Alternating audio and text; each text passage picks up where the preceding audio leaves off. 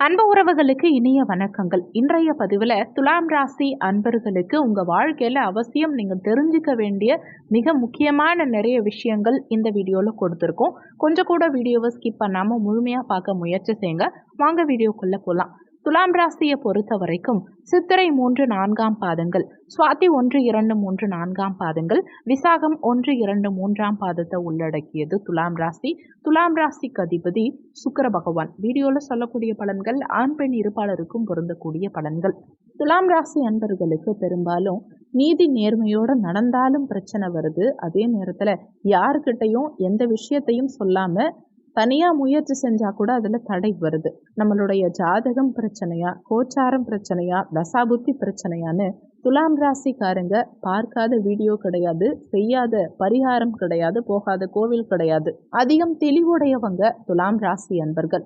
பிரச்சனைகளை சந்திச்சு அடுத்தவங்களுக்கு இதுதான் பிரச்சனை, இந்த மாதிரி பிரச்சனை வந்தால் இப்படி அதிலிருந்து வெளியில் வரணும், இதுதான் நடக்கும் அப்படின்னு சொல்லக்கூடிய பக்குவம் துலாம் ராசி அன்பர்களுக்கு நிறையவே இருக்கும். வெளிப்படையாக சொல்ல போனால் ஜோதிடம் தெரிஞ்சவங்களே துலாம் ராசி அன்பர்களாக இருப்பாங்க. அவ்வளோ விஷயம், அவ்வளவு ஞானம் துலாம் ராசி அன்பர்களுக்கு இருக்கும். முக்கியமாக ஒரு விஷயம் என்னன்னா, அவங்க பட்ட வலியும் வேதனையும் புக் எழுதுறது கூட பிரச்சனை இல்லை, அதை வச்சு நிறைய பேர் நன்மை அடையும் வாய்ப்புகள் உண்டு. இவங்களுடைய எக்ஸ்பீரியன்ஸ்னால நிறைய பேர் நிறைய பாடம் கற்றுக்க முடியும். அந்த அளவுக்கு கஷ்டங்களை அனுபவிச்சிருப்பாங்க. அப்பேற்பட்ட துலாம் ராசி அன்பர்கள் மன ரீதியாக சந்தோஷப்படணும், வாழ்க்கையில் ஒரு நிம்மதி கிடைக்கணும், நினச்சி பார்க்காத சந்தோஷங்கள் துலாம் ராசி அன்பர்களுக்கு வாழ்க்கையில் நடக்கணும்னு ஒவ்வொரு நாளும் ஆசைப்படுறாங்க. ஆனால் அது விதியால பிரச்சனையா, ஜாதகத்தினால பிரச்சனையாங்கிற ஒரு கொஸ்டினுக்கு இந்த வீடியோவில் ஒரு கரெக்டான பதில் உங்களுக்கு கிடைக்கும். சுக்கிர பகவானை அதிபதியாக கொண்டதுனாலேயோ என்னமோ துலாம் ராசி அன்பர்களுக்கு ஆசைகள், எண்ணங்கள், எதிர்பார்ப்புகள்ங்கிறது அதிகமாக இருக்கும். இந்த எதிர்பார்ப்புகள் எல்லாம் இருந்தாலுமே அதில் ஏமாற்றமும் அதிகம் உண்டு. மனசளவில் பல விஷயங்களில் போராடி ஜெயிக்கிற நீங்கள் ஒரு கட்டத்துக்கு மேலே முடியாமல் துவண்டு போய் உட்கார்ந்துருப்பீங்க. காரணம், அந்த முயற்சிங்கிறது ஒரு முறைக்கு பல முறை எடுத்தாதான் வெற்றி கிடைக்குது. அப்படின்னா நம்ம மேலேயே நமக்கு கான்ஃபிடென்ட் குறைஞ்சிரும். துலாம் ராசியை பொறுத்த வரைக்கும் அஷ்டமத்தில் குரு இருக்கார். உங்கள் பஞ்சமஸ்தானத்தில் சனி பகவான் வக்ரகதியில் இப்போ இருக்கார். 6ஆம் இடத்துல ராகு உட்கார்ந்துருக்கார். ருணரோக சத்ருஸ்தானத்தில் விரைமோட்ச ஸ்தானமான 12ஆம் பாவகத்தில் கேது பகவான் சஞ்சாரம் செஞ்சுட்டு இருக்கார். ஒரு சில பேர் ராகுவுக்கும் பிரீத்தி பண்ணுறாங்க, கேதுவுக்கும் பிரீத்தி பண்ணுறாங்க, குரு பகவானுக்கும் குரு வழிபாடு பண்ணுறாங்க. இன்னும் சில பேர் ஆலங்குடி போயிட்டு வராங்க. சனி பகவான் வக்ரகதியில் இருக்கிறதுனால திருவரக்கரை வக்ர காளியம்மன் கோவிலுக்கும் கடந்த காலகட்டங்களில் நம்ம வீடியோவில் கொடுத்துருக்கிறதுனால கோவில்களுக்கு போயிட்டு வரீங்க. அதே மாதிரி திருத்தணியும் ஒரு சில துலாம் ராசி அன்பர்கள் போயிட்டு வந்து நிறைய நல்ல ரிசல்ட் கிடைச்சிருக்குங்கிறது சொல்லியிருக்கீங்க. இன்னும் சொல்ல போனால் மனப்பூர்வமாக சில நல்ல விஷயங்கள், அன்னதானமாக இருக்கட்டும், நல்ல விஷயங்கள் பண்ணுறதா இருக்கட்டும், அடுத்தவங்களுக்கு உதவி செய்யக்கூடிய மனப்பான்மைகளாக இருக்கட்டும், இப்படி நிறைய நல்ல விஷயங்களை துலாம் ராசி அன்பர்கள் செஞ்சிட்ருக்காங்க. இப்படி அவங்க என்ன செஞ்சாலுமே அவங்களுக்கு ஒரு நம்பிக்கையோ, அவங்களுக்கு ஒரு நல்லதோ ஆதரவோ பெரிய அளவில் கிடைக்கல. எதை செஞ்சாலுமே 50 முதல் 60% இருக்கே தவிர திரும்ப 2 மாதத்திலேயே பிரச்சனைகள் ஆரம்பிச்சிடுது. எனக்கு நல்ல வேலை கிடைக்கல, படிப்பில் அரியர் கிளியர் பண்ண முடியலை, அதே மாதிரி வேலையில் பல நபர்களால் தொல்லை வருது, திருமண வாழ்க்கையிலையும் பிரச்சனை, திருமணம் நடைபெறாதாங்கிற அளவுக்கு ஆயிடுச்சு. ஏன்னா ஜாதகத்தை எவ்வளோ அலசி ஆராய முடியுமோ அந்த அளவுக்கு அலசி ஆராய்ஞ்சி பார்த்தாச்சு. ஒரு 500 பொண்ணுக்கிட்ட பார்த்துட்டேன், இல்லை ஒரு 500 பையன்கிட்ட பார்த்துட்டேன், எல்லாம் இருந்தும் எனக்கு திருமணம் நடக்குங்கிற நம்பிக்கையே எனக்கு குறைஞ்சிருச்சு அப்படின்னு நிறைய துலாம் ராசி அன்பர்கள் புலம்புறதுண்டு. வெளிநாட்டு கனவு ஏமாற்றத்தை கொடுக்குது. போராட்டம் நிறைய இருக்கு. அதே மாதிரி பொருளாதார வகையில் எவ்வளோ போராடினாலுமே சறுக்கல்கள் இருந்துட்டு தான் இருக்கு. பணத்தை சேமிச்சு வைக்கவும் முடியலை, கடன்காரங்களுடைய தொல்லை ஒரு பக்கம் தாங்க முடியலை, கொடுத்த இடத்திலிருந்து பணத்தை திரும்ப வாங்க முடியலை, அதே மாதிரி நமக்கு கடன் கொடுக்க முடியாம ஓடி ஒளிய வேண்டிய சூழ்நிலை ஏற்படுது. திருமண வாழ்க்கையில பயந்து வாழ வேண்டி இருக்கு. நமக்கு பிடிச்ச வாழ்க்கைய கொஞ்ச நாள் வாழ்ந்ததுனால நிகழ்கால வாழ்க்கையில ஏதாவது பிரச்சனை வந்துருமோங்கிற பயமோ, நமக்கு பிடிச்ச எண்ணங்களை வெளியில சொல்ல முடியாமலோ, ஏதோ ஒரு கடமைக்கு வாழக்கூடிய சிந்தனைகள் நிறையவே இருக்கு மனசுல ஒரு சில துலாம் ராசி அன்பர்களுக்கு. இது எல்லாத்திலிருந்துமே விடுபடுவதற்கு 3 வழிகள். பார்க்கலாம். அதுக்கு முன்னாடி எதனால் இந்த பிரச்சனைகள் எல்லாம் வருதுங்கிறத பார்க்கலாம். முதல் விஷயம், நிறைய தப்பு பண்ணக்கூடிய துலாம் ராசி அன்பர்களுக்கு இந்த யதார்த்தத்தை தெரிஞ்சுக்கோங்க. உங்கள் சுயஜாதகத்தை பார்த்தீங்கன்னா ராகு கேது தோஷம், கால சர்ப்ப தோஷம், செவ்வாய் தோஷம், பித்ரு தோஷம், மாங்கல்ய தோஷம், இருதார தோஷம், பிரம்மஹத்தி தோஷம், அதே மாதிரி சனி சண்டால தோஷம், இந்த மாதிரி பல வகையான தோஷம் இருக்கு. இந்த தோஷங்களுக்கு நீங்கள் பரிகாரம் பண்ணிட்டுருக்கீங்க, கரெக்டு. இது இல்லாமல் கர்மான்னு ஒன்று இருக்கும். அதாவது உங்கள் தாய் தந்தையர் அவங்க மூதாதையர்களுக்கு திதி கொடுக்காம இருந்தாலோ அவங்கள சரியாக கவனிக்காம இருந்தாலோ அந்த கர்மா உங்கள் மேலே தான் வந்து உட்காரும். அடுத்து நீங்கள் ஒருத்தவங்களை தெரிஞ்சு அவங்கள பற்றி தவறாக பேசுனீங்கன்னா, தவறாக மீன்ஸ் அவங்க சொன்னது ஒன்றா இருக்கும், நீங்கள் சேஃபாக இருக்கணுங்கிறதுக்காக அவங்க சொன்னதை நீங்கள் மாற்றி பேசலாம். அந்த மாதிரி அடுத்தவங்களை பற்றி பேசுறதும் உங்களுக்கு கர்மா தான். மூன்றாவது விஷயம் என்னன்னா, தெரிஞ்சே தவறு செய்யறது, தெரியாமல் தவறு செய்யறது.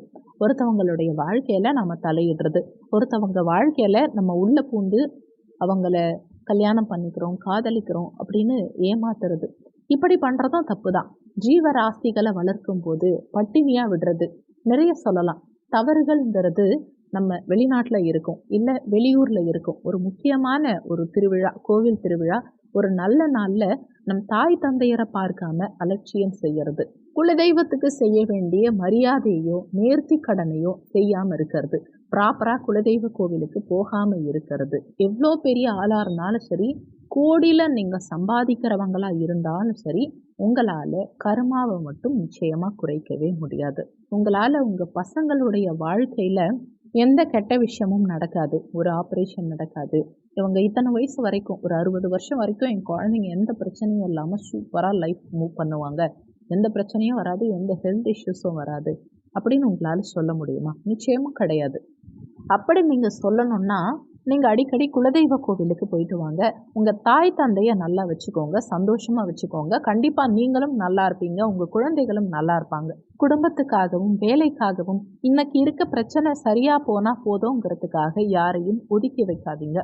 கண்டிப்பாக அது ஒரு நாள் நமக்கே வேதனையை கொடுத்தே தீரும். இன்னொரு கர்மா என்னன்னா, முன்ஜென்மத்து கர்மா. முன்ஜென்மத்தில் நம்ம பண்ண ஒரு தப்போ கெட்ட விஷயமோ ஏதோ ஒரு பிரச்சனையோ இந்த ஜென்மத்தில் ஒரு குழந்தை பிறக்கிறதுக்காக கூட கஷ்டப்படுத்தும், உடல் ரீதியான பிரச்சனைகளை ஏற்படுத்தும், வெளி உலகத்தில் சந்தோஷமாக நம்மளால் நடமாட முடியாத சுச்சுவேஷனை ஏற்படுத்தும், எல்லார மாதிரி சகஜமாக நம்மளால் வாழ முடியாத சூழலை ஏற்படுத்திடும். கடைசி கர்மா இது என்னன்னா, ஜாதகத்தில் சனி பகவான் செவ்வாயோட கூட்டோ அல்லது செவ்வாய் ராகு சேர்க்கையோ சனி ராகு சேர்க்கையோ இருந்தாலும், அதே மாதிரி சனி கேதுவோடு சேர்ந்திருந்தாலும் அதுவும் கர்மா தான். அதையும் தனிப்பட்ட முறையில் கழிக்கணும். ஸோ இதிலெல்லாம் கான்சன்ட்ரேட் பண்ணி இந்த கர்மாக்களை எல்லாம் முதல்ல கழிக்கணும். அதுக்கப்புறமா நம்ம ஜாதகம் நிச்சயமாக பலமாகும். முதல்ல இந்த கர்மாவை எப்படி கழிக்கணும்னா, உங்கள் சுயஜாதகத்தை எடுத்துக்கோங்க. அதில் ராசி கடத்தில் லக்னம் எதுங்கிறத பார்த்துக்கோங்க. உங்கள் லக்னத்துக்கு ஏற்ற மாதிரி தினத்தை நீங்கள் கரெக்டாக சூஸ் பண்ணணும்.